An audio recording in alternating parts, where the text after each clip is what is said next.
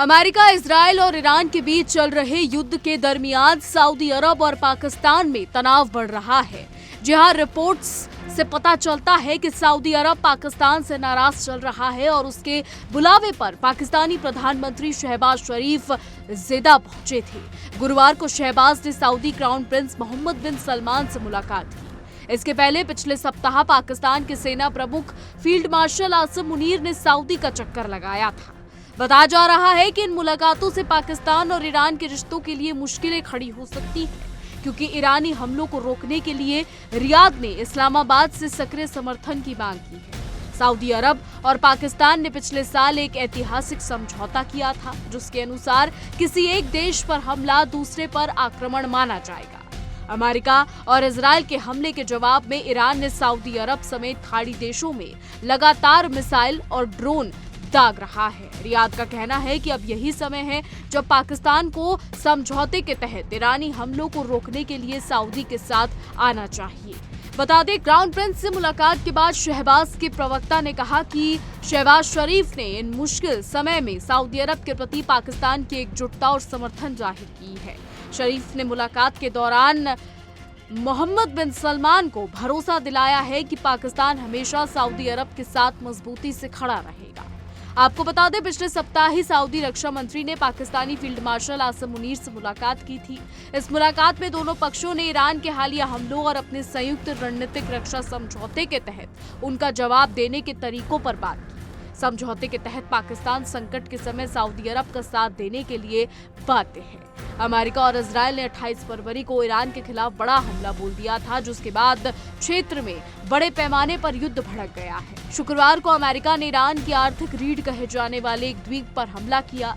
अमेरिकी राष्ट्रपति Donald Trump ने इस हमले की जानकारी दी। इसी बीच अमेरिका ने अतिरिक्त मरीन सैनिकों और युद्धपोतों को तैनात करने का भी फैसला किया है। मीडिया रिपोर्ट्स के मुताबिक अमेरिकी अधिकारियों के हवाले से बताया गया है कि स्ट्रेट ऑफ हॉर्मुज में ईरान द्वारा समुद्री यातायात और क्षेत्रीय ठिकानों पर हमले के बाद ये कदम उठाया जा रहा है। मीडिया रिपोर्ट्स के मुताबिक अमेरिका पोत यूएसएस त्रिपोली के साथ एक मरीन एम्फीबियस रेडी ग्रुप और 31वीं मरीन अभियान इकाई को क्षेत्र में भेजा जा रहा है। एक अमेरिकी रक्षा अधिकारी के हवाले से ये भी बताया गया है कि इस तैनाती में लगभग 2500 मरीन और 2500 नाविक शामिल होंगे। बहरहाल ईरान, अमेरिका और इजराइल के बीच इस वक्त युद्ध जारी है और खाड़ी में भी हालात ठीक नहीं है और इन्हीं हालातों को देखते हुए सऊदी अरब ने कंगाल पाकिस्तान को याद किया है। जी हाँ, जैसा कि आपको बताया कि पिछले साल ही सऊदी और पाकिस्तान के बीच एक डील साइन हुई थी, जिसमें ये कहा गया था कि एक देश यानी अगर पाकिस्तान पर हमला होता है तो वो सऊदी पर माना जाएगा और सऊदी पर हमला होता है तो वो पाकिस्तान पर माना जाएगा। ये कुछ ऐसा है जैसे नेटो के आर्टिकल में कहा गया है कि अगर नेटो के किसी भी देश पर हमला हुआ है तो वो सभी नेटो के सभी देशों पर हमला माना जाएगा। तो कुछ इसी तरीके से ये डील सऊदी और पाकिस्तान के बीच भी हुई थी और अब खाड़ी देश सऊदी ने पाकिस्तान को याद किया है और अब ये देखना होगा कि कंगाल पाकिस्तान किसका साथ देता है। क्या कंगाल पाकिस्तान सऊदी का साथ देगा और अगर सऊदी का साथ देगा तो फिर ईरान को कैसे मनाएगा, क्योंकि ईरान जिस तरीके से पाकिस्तान को अपने पाले में लाने की कोशिश कर रहा है, यूं कहे कि पाकिस्तान पहले से ही ईरान के पाले में है, तो ये जो डिप्लोमेसी है ये किस हद तक जाएगी, ये आने वाला समय बताएगा कि क्या कुछ होता है। फिलहाल खाड़ी के हालात इस वक्त बेहद तनावपूर्ण नजर आ रहे हैं। आने वाला समय बताएगा कि क्या कुछ बदलता है। फिलहाल हमारी आज की रिपोर्ट में बस इतना ही।